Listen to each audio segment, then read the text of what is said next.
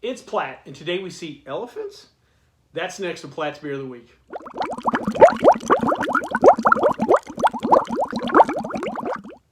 So today, the particular beer we have today is a holiday-themed beer, Delirium Noel, a Christmas version of their classic Delirium Tremens.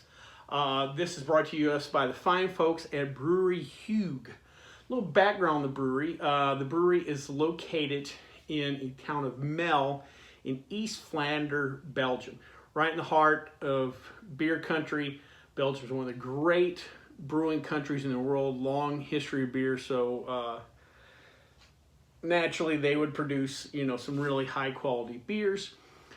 As far as the history of the brewery, beer had been brewed on that particular location since all the way back in 1654. Again, there's such a long brewing tradition in Belgium that there's breweries everywhere. As far as the modern iteration of the company, it dates back to 1902 when a young Leon Huyghe got a job at the brewery that was on site.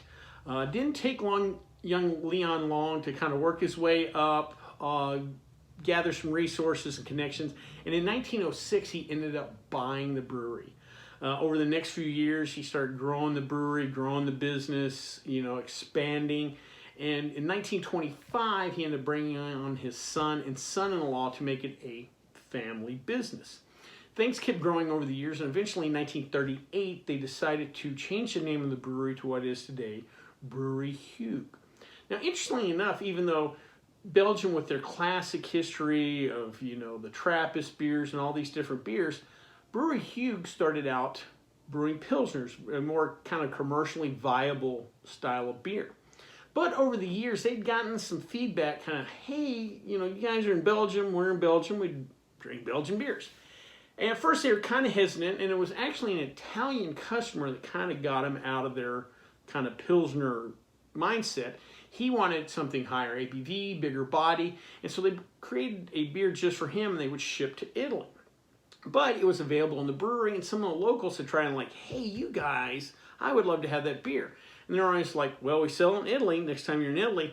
But they finally got enough feedback. They're like, well, maybe these guys have something. And they started to get into more Belgian-style beers. And they refined that recipe for the Italian customer to their flagship beer today, Delirium Tremens. It is by far the most popular beer, one of the most celebrated beers in the world. If you're into beer contests or beer reviews or whatever, Delirium Tremens is always one of the most highly rated beers. In fact, in 2008, it was labeled the best beer in the world at the World Beer Championships. Another publication labeled it as one of the 50 best beers in the entire world. That's pretty bold stuff. Over the years, they've brought out other variations on Delirium Tremens, including what we're going to try today, Delirium Noel. They created something very interesting, though, called Deliria, that was specially catered toward women. They brought in roughly 60-65 women as a tasting pattern to develop this recipe. And actually, the beer they developed was something different than what a lot of people thought. They actually put more hops in it, had more hop bitterness, and was less sweet than the traditional Delirium Tremens, which I found very interesting. Today, the fourth generation of the family is running the brewery and keeping an eye on things, so it's still in the family, which always kind of a cool story. Real quick, I thought I'd talk about some of their other beers, even though Delirium and their line is by far the most popular. They do have a full line of beers. First is La Guillotine, an 8.5% ABV Strong Belgian Pale Ale. Most people know the Strong Belgian Golden Ale. Duvel's a good example of that. But this is a little tweak on that. Next is Mongozo, a 5% ABV Pilsner. Kind of harkens back to their original days. This particular beer is organic and gluten-free for all you gluten haters out there. Next is Florist, 3.6% ABV. It is a classic Kriek, which is a cherry fruit beer. These fruit beers are popular in Belgium. It's a classic style. There's Pesh, there's others. I know they have an apple. Again, kind of an homage to Belgian brewing history. And lastly is Villers, 7% ABV Belgian Double. Now, Duel is a classic Trappist beer. Brouwerij Huyghe is not a Trappist brewery, but they do work with the monks on some beers. I don't know if they produce it there, or they help recipe development, what have you. I have mentioned in other Belgian beer videos, though, that Belgium's kind of running out of monks to brew beer, so they're trying to work a way through their different regulatory issues. Well, with that being said, before we try this Belgian beer, let's check out the stats.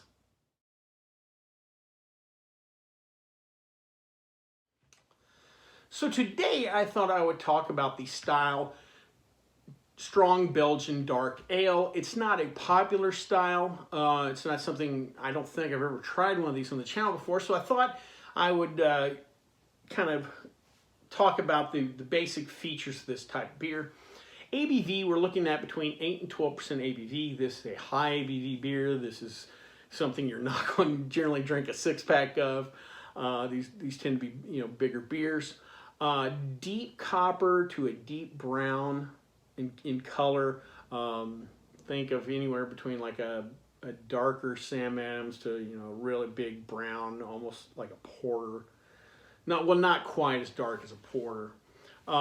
These beers tend to be highly carbonated. You will want to keep an eye out when you pop them open. You can get some foaming or kind of spewing of the beer, so be careful on that. Medium to medium plus body. This is not, even though it's a high ABV beer, it's not a big mouthfeel beer. It's not that viscous. You will get a little creamy mouthfeel to it, but not necessarily in the lactose kind of way. Think of more like maybe a cream ale kind of context to that.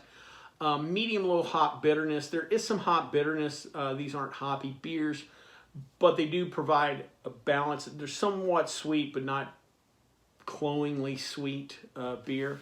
As far as stylistically, this is very similar to the classic Belgian quadruple style Abbey beer.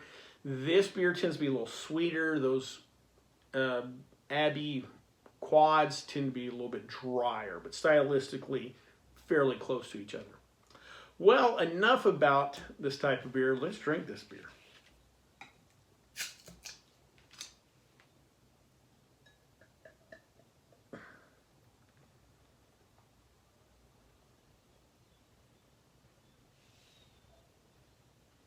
All right, as you can see, I didn't pour too aggressively, but we got quite a bit of foam.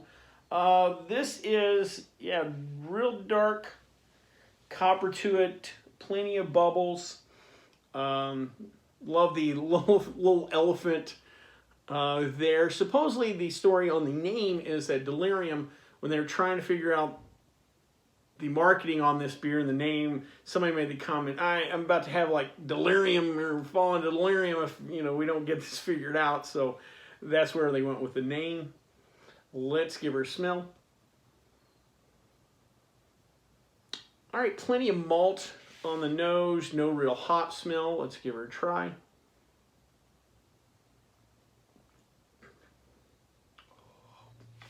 That is a professionally brewed beer. That is good. Real subtle, but on the back end, you get a little bit dark fruit. Man, this is really drinkable. This is just...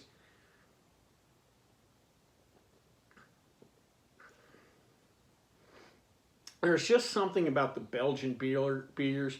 A lot of times it's that ale yeast, those funky esters, just some flavors that you just won't find in other styles of beers. Like if you think about like a classic British ales or your German style lagers, they're generally clean because they're lagers. The British, their ale yeast does not tend to add such the fruity, funky notes that the Belgians do. There's just something really unique about these style of beers. So I'll take another sip. Yeah, that is nice. I don't necessarily get the warming, but there's something, it's not the mouthfeel, it's not the body, but there's something substantial about this type of beer. Again, kind of the maltier, darker notes. Again, that dark fruit kind of really, again, kind of works with the holiday theme. you start thinking about things like fruit cake and stuff like that. Yeah, I can imagine having a slice of fruit cake in this beer with that. I might have to try that actually. Really good beer. I love Belgian beers. And if you like Belgian beers, definitely give this one a try. Well, I hope you liked this video. If you did, please subscribe down below. Also, please like the video because it lets YouTube know we're putting out good product. If you have any questions, comments, concerns, or beers that you'd like me to try, please leave them in the comment section, or you can always contact me on the Twitter page. Till next time, bottoms up.